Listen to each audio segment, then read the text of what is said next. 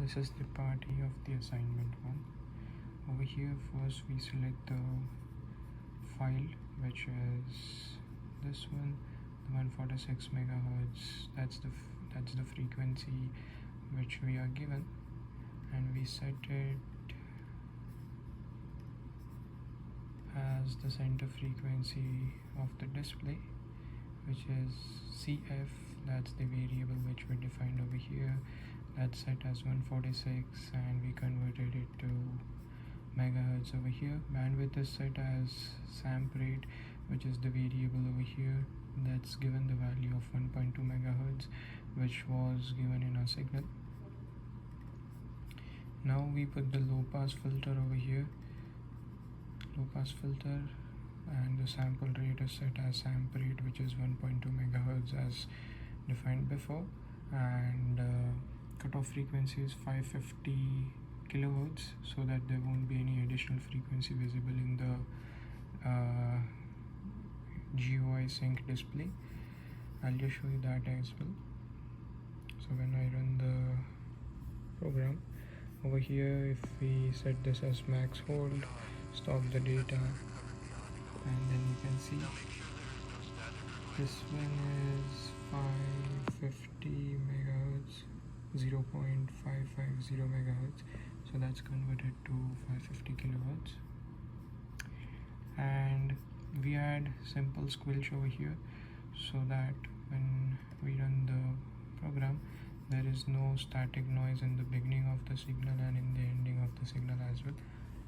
So as you can hear, there is no static noise before the signal.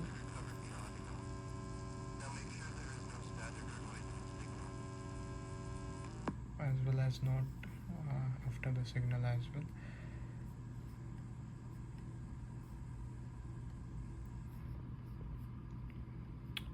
Then so this is the display which shows the frequency which is required to us, that we set as over here to 550 kilohertz.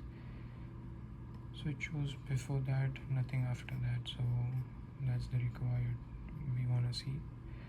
And also we decimate the signal by 5, so decimation by 5, and the gain would be 1 as usual, and we have to divide it over here in the display, so samp rate is divided by 5.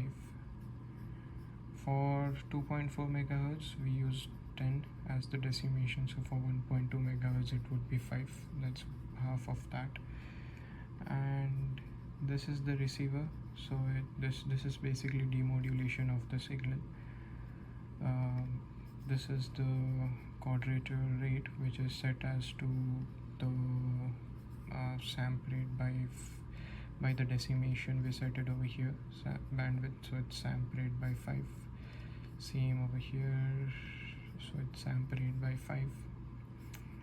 And audio decimation would be 5, it depends on the speakers. So for a speaker it was 5, so it would be clearly audible to us. This is the audio sync, that's the sample rate of the speaker, that's 48 kilohertz. You can set it to different ones as well, but 48 is the general ones for the speaker. And we also add the time sync over here, so it's time sync is added. We change it to float, so we have to connect the float value to float value, not the decimal value, so that the program will run, otherwise it will not run. So this is basically the program, and this is the tune that basically increases and decreases the frequency between the start range of 145 to stop range of 147. I'll show you that as well. And also we have the range for the volume that starts from 0 and stops to 1, so it increases the volume by 0.1. I'll show you that in a minute. And if I run the signal,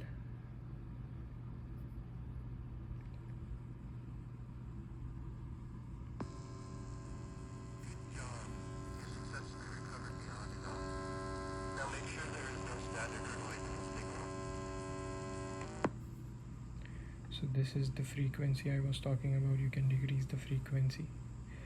So now the frequency is set as 145.500 megahertz. So you can see there is more noise at the back. 146.500 is the ideal one, which we are getting as the low noise at the background, low humming noise. And if you want to increase the volume, you can increase the volume out here as well.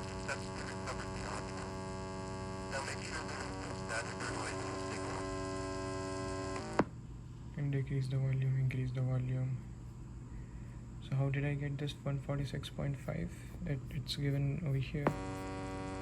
So if we display the RF frequencies max hold, stop the data, you can see over here it's 146.525 megahertz. Yeah, so roughly you can set it as 146.500. If you want to increase to 146.600, you can do that as well. So thank you, that's it.